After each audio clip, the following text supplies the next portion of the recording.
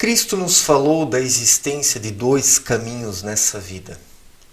Um é amplo e largo e conduz à perdição, e outro caminho é estreito e íngreme, e através dele o ser humano alcança a sua salvação, porque está sendo verdadeiro, não está mentindo para si mesmo. O que é esse caminho estreito? É o caminho da verdade?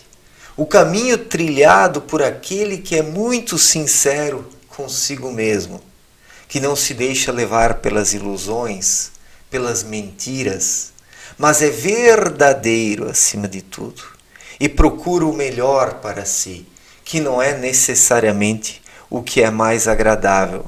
Na maior parte das vezes, aquilo que é mais agradável é pior em termos espirituais. As coisas podem ser agradáveis para o nosso corpo, para a nossa mente sagaz, que procura apenas por vantagens, por passatempos, por divertimentos baratos. E nós temos que ver a quem nós servimos nessa vida. Se servimos a nossa mente, ao nosso corpo preguiçoso e acomodado, ou se obedecemos ao nosso espírito. Então o caminho amplo, o caminho confortável que conduz à perdição é o caminho do corpo, o caminho da mente. O caminho estreito e íngreme é o caminho do espírito. Mas isso não quer dizer que esse caminho é mais difícil, que esse caminho é mais complexo.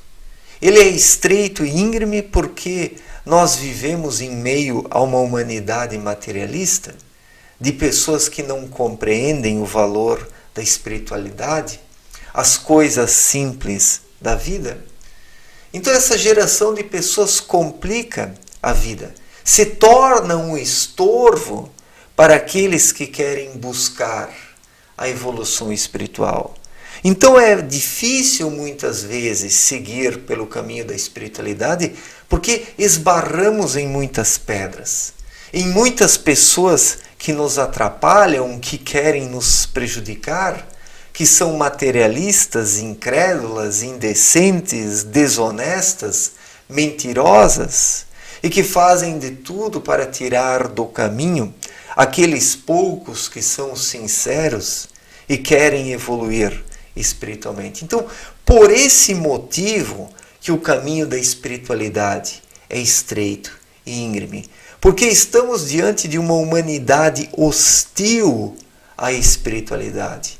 E quem quer a redenção de fato, infelizmente, em muitos momentos, vai esbarrar com a humanidade, vai trombar com pessoas que procuram prejudicar aqueles que querem ser eles próprios, que são autênticos, originais e que buscam pelo aprimoramento, que querem seguir a sua própria essência e não a aparência. Então, nós temos o livre-arbítrio para escolhermos qual desses dois caminhos nós queremos.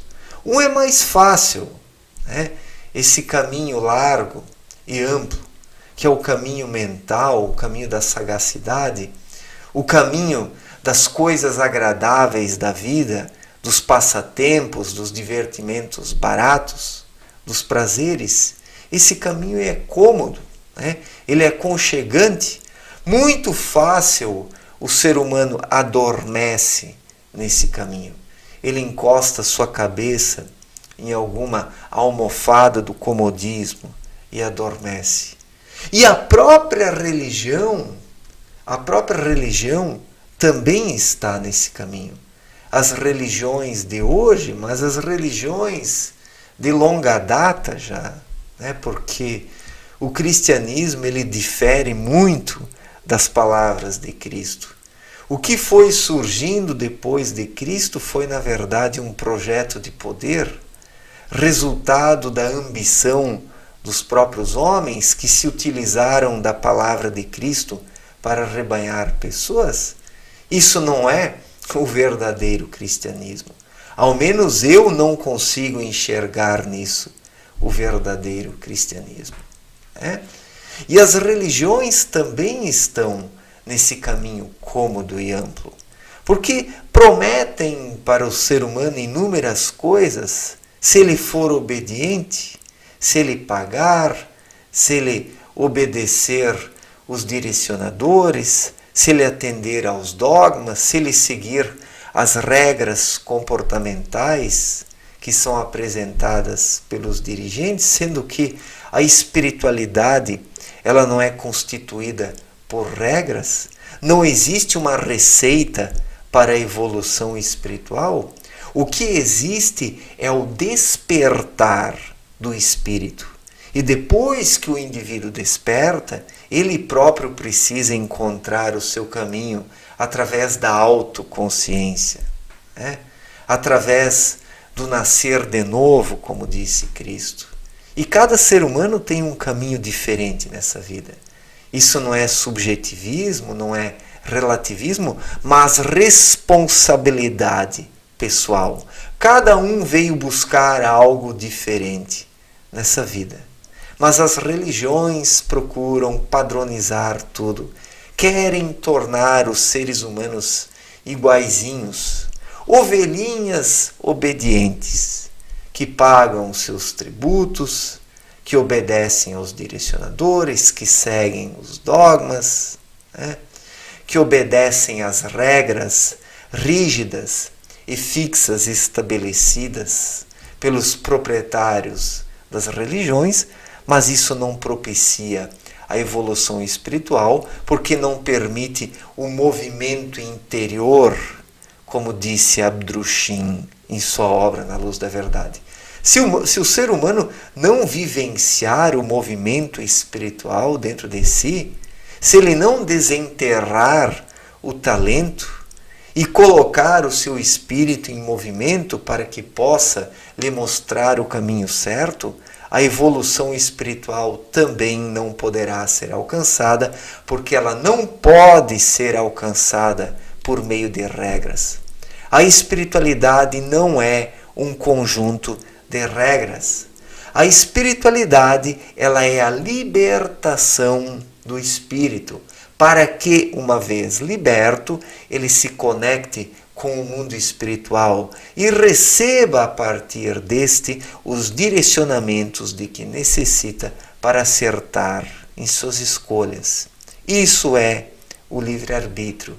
E esse é o único caminho que permite ao ser humano evoluir espiritualmente. Não existe uma receita para a evolução espiritual, porque os seres humanos são muito diferentes uns dos outros. São diferentes porque encontram-se em níveis evolucionais diferentes. O que uma pessoa compreende, a outra não compreende.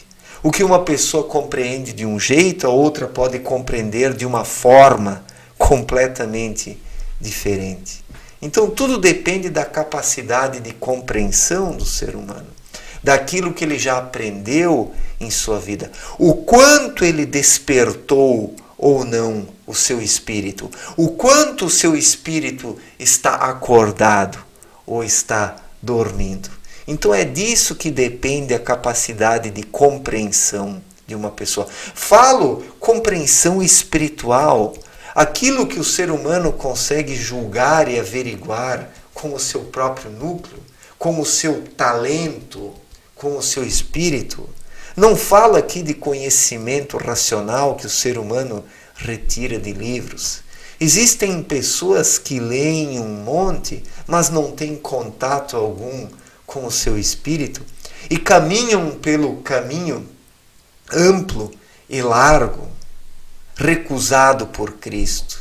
Então, a religião, a intelectualidade, os modismos, a sensualidade, os dogmas religiosos, o comodismo, tudo isso constitui esse caminho amplo e largo que foi recusado por Cristo. E o caminho estreito e íngreme é aquele apontado pelo Espírito, que não é propriamente um caminho difícil. Ele é muito simples, porque o Espírito ele tem a capacidade de indicar solidamente a verdade para o ser humano. Mas para isso é preciso estar disposto a seguir o seu espírito. É preciso pagar o preço.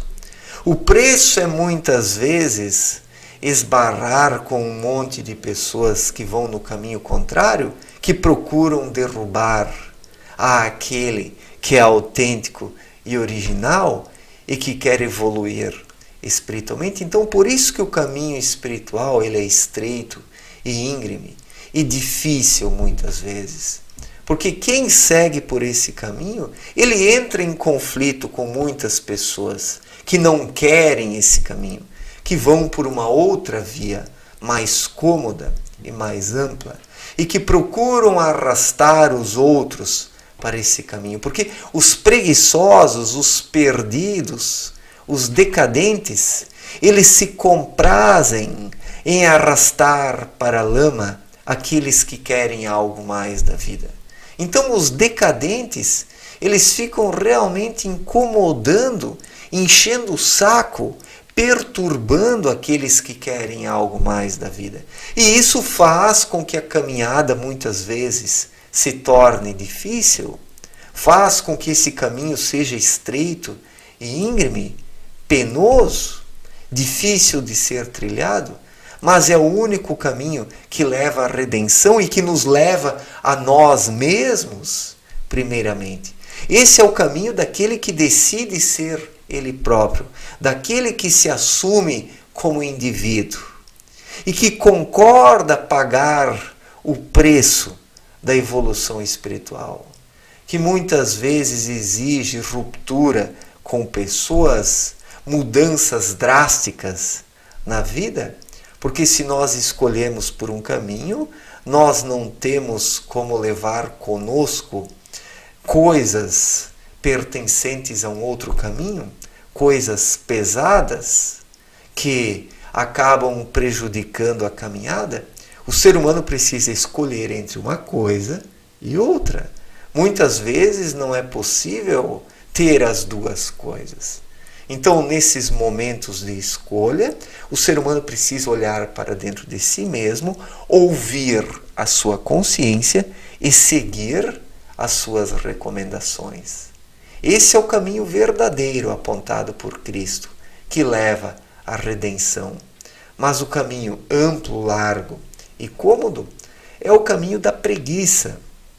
É o caminho daqueles que não ouvem e não obedecem à sua consciência, porque preferem as comodidades do mundo, né? E assim as pessoas também se perdem porque não se tornam elas mesmas. São fantoches nesse caminho, são bonecos sem vida, são indivíduos, né? Indivíduos, entre aspas, que não assumem responsabilidade alguma, mas apenas querem curtir a vida, né? Mas não será através de curtições que o ser humano vai alcançar a sua redenção. Isso não significa que o ser humano não possa se divertir vez ou outra, desfrutar de algumas comodidades, de alguns confortos, mas não viver apenas para isso, porque aqueles que seguem o caminho amplo e largo querem apenas os divertimentos, o conforto, a comodidade, os passatempos, as diversões baratas, os prazeres passageiros. Quem escolhe por isso, ele se perde. Ele não consegue se encontrar a si mesmo, não se conhece e não consegue reconhecer a vontade de Deus. E jamais vai conseguir evoluir espiritualmente. E nós temos o livre-arbítrio para escolhermos entre um caminho e entre outro. O caminho espiritual, muitas vezes, ele exige de nós renúncias, sacrifícios, mas nós ganhamos coisas maiores logo em seguida. Nós não devemos ser imediatistas, mesquinhos. As pessoas pensam apenas nos prazeres momentâneos e por isso acabam escolhendo o caminho errado e se prejudicam por causa disso. Então, Cristo nos mostrou esses dois caminhos. Qual caminho você quer seguir? Qual caminho você está seguindo? Qual o caminho que você está seguindo? Pergunte isso para a sua consciência, porque a sua consciência vai responder.